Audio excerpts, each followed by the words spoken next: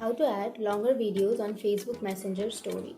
So if you want to add longer videos on Facebook Messenger story, then first of all you can't do that from your Facebook.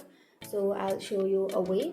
You can open up your Messenger, and after opening your Messenger, now simply go for a chat, any chat that you would like.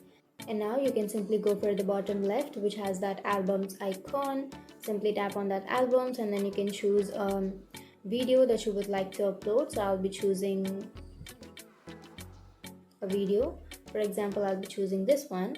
And now you have to simply tap on edit, which is on the left side.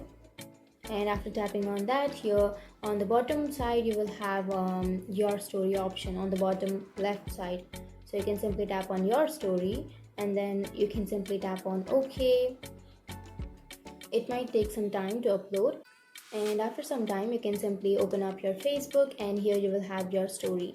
So this story is this video is of 1 minute and more. So that's it. That's how you upload longer videos of more than 1 minute or more than 15 seconds on your Facebook. And if you have any questions, feel free to comment below. Thanks for watching.